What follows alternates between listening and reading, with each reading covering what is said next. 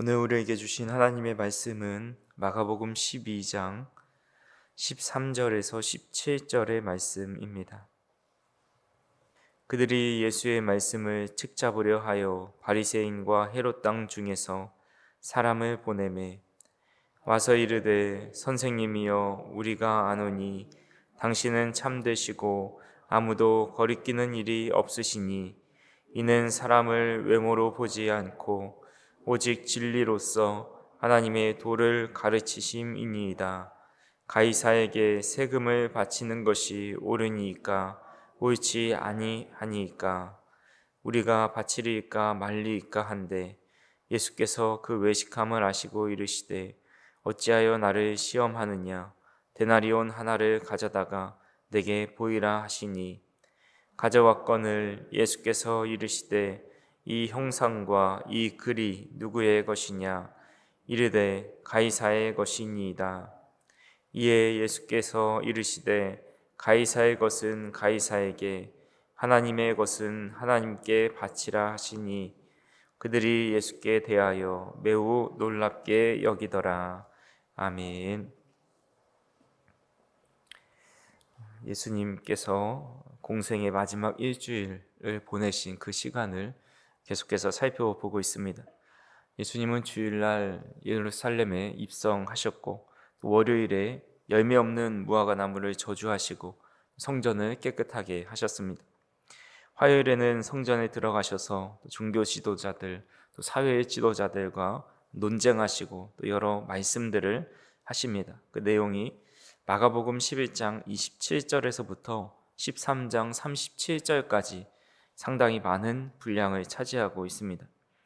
대제사장과 서기관들은 예수님께 찾아와 무슨 권위로 성전에서 일하는 그런 자들을 내쫓으시는지를 물어보았고 예수님은 확실한 답을 주지 않으셨습니다. 그리고 악한 포도원의 농부에 대해 말씀하시면서 종교 지도자들은 그 비유가 자신들을 가리켜 한 말씀인 줄 알고 예수님을 잡으려 했지만 무리를 두려워해서 물러나게 됩니다. 이에 또 다른 부류의 지도자들이 예수님을 찾아옵니다.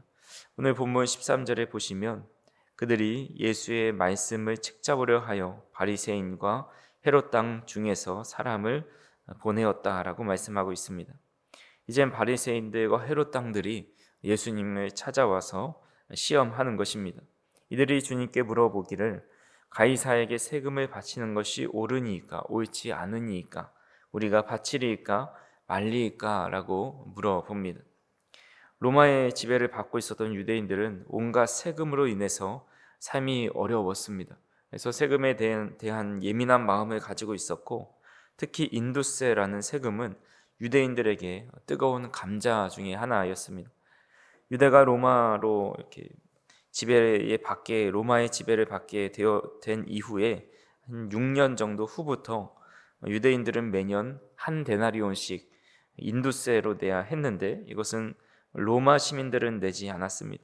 그래서 유대인들은 인두세를 매우 불공평한 세금으로 여깁니다.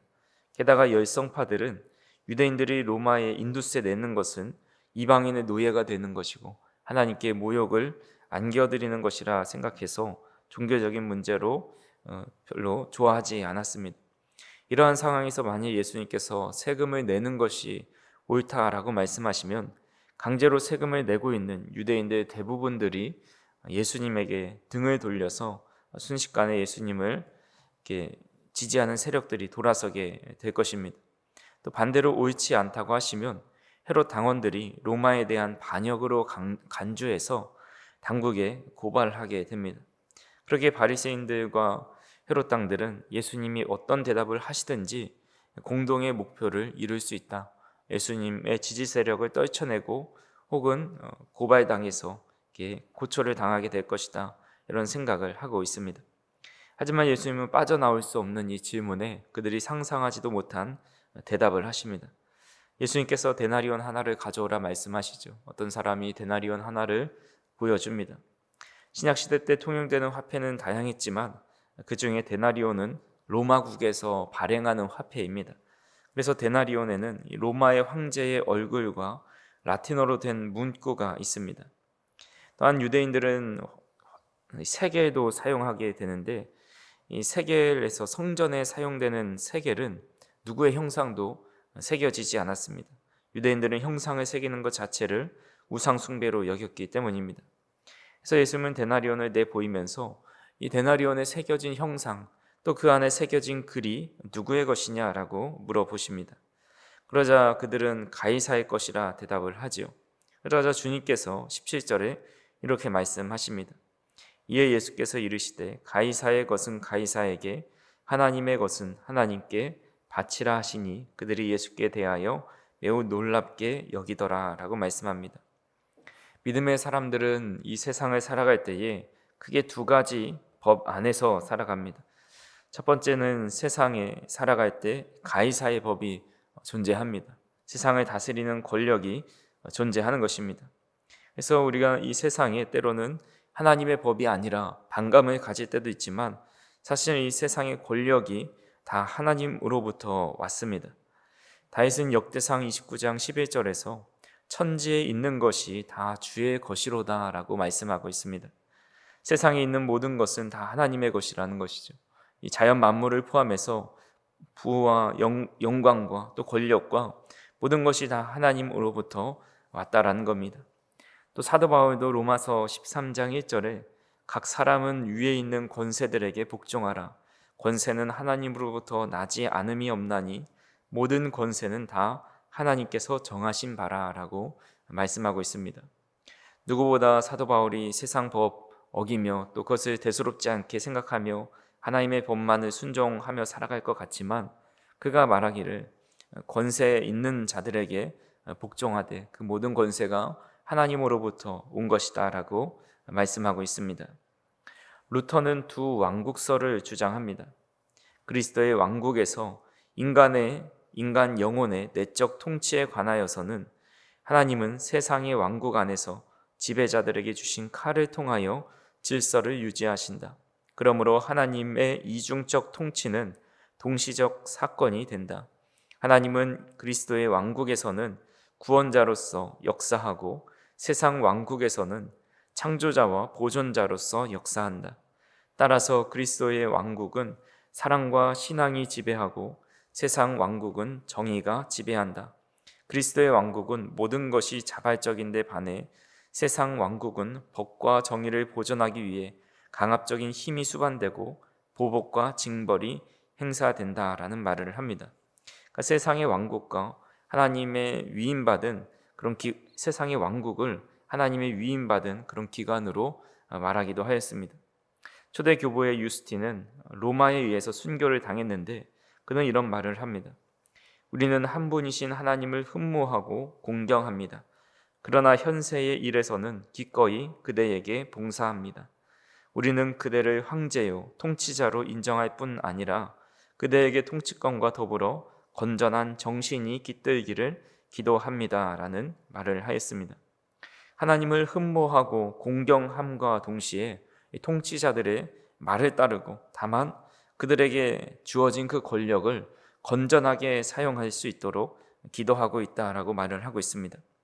그렇게 가이사의 것은 가이사에게 바치라는 말씀은 하나님께서 세우신 그 권력에 복종하고 순종하라는 것입니다.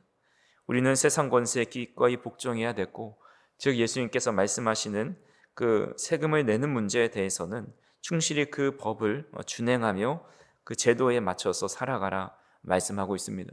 그래서 우리 그리스도인들은 세상의 법을 잘 준수하고 따르는 사람들이 되어야 한다는 것입니다.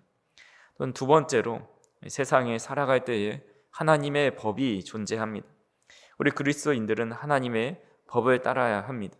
삶의 현장에서 우리가 세상의 법을 지켜야 하는 것처럼 믿음의 자녀로서 하나님께서 말씀하신 계명과 뜻을 지키며 살아가야 한다라는 겁니다.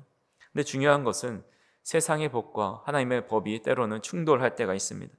하지만 세상의 법은 하나님의 법을 넘어서지 못한다라는 그 우선순위를 두고 살아가야 합니다. 즉 하나님의 사람은 하나님의 법을 우선시 여겨야 한다라는 거죠. 세상의 법이 하나님의 법에 위배되면 우리는 늘 하나님의 법을 우선시 두고 살아야 한다라는 겁니다. 예를 들어 우리가 과거에 독립운동이나 또 민주화 운동을 주도했던 사람들에게 국가에 순종하라 했는데 왜 투쟁하느냐, 왜 국가의 명령에 불복하느냐라고 말할 수 없다라는 것입니다.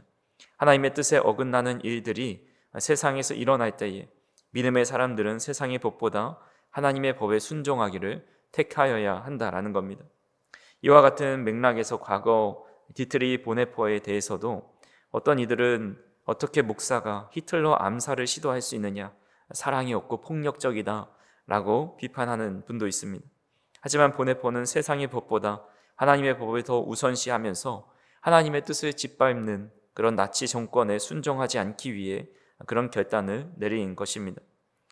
우리는 언제 어느 나라에서 살아가도 우리의 소속, 진짜 우리가 속한 소속이 어딘지를 늘 기억해야 합니다. 빌립보서 3장 20절에 보시면 우리의 시민권은 하늘에 있다라고 말씀하신 것처럼 우리는 대한민국 시민인과 동시에 우리의 본래 국적은 바로 시민권은 하늘에 있기 때문에 우리는 이 땅에서의 시민으로서 의무나 권리나 법을 지켜야 하지만 그럼에도 우리가 이 땅에 지나치게 연연하고 또 그것을 바라보면서 하나님의 뜻을 때론 저버릴 수 없다라는 것입니다. 어거스틴이라는 분이 신의 도성이라는 유명한 글을 쓰면서 이런 이야기를 합니다. 우리의 목표가 로마의 성공과 번영이 아니라 하늘나라의 입성임을 알아야 한다. 그래서 하늘나라 시민들은 삶의 양식이 다르고 로마인들은 돈을 모으고 별장을 짓고 전쟁에서 이기는 것을 귀하게 여기지만 우리 기독교인들은 이웃을 사랑하고 겸손과 자선을 실행하고 하나님에게 의존하는 삶이 신에게 인정되는 삶이라고 여기면서 그것을 가장 소중하게 여겨야 한다라는 말을 하였습니다. 오늘 본문을 또한 어거스틴은 다음과 같이 설명을 합니다. 우리는 하나님의 금고에서 잃어버린 하나님의 은화입니다. 그대는 하나님의 형상을 지니고 있기에 황제의 은화보다 훨씬 낫습니다. 황제가 자신의 초상을 찾듯 하나님은 당신의 은화를 찾으러 오셨습니다. 황제에게 돈을 돌려주고 하나님에게는 여러분 자신을 돌려드리십시오라고 이야기합니다. 마땅히 돌려드려야 할 것 중에 가장 소중한 것이 바로 우리 자신이라는 것입니다.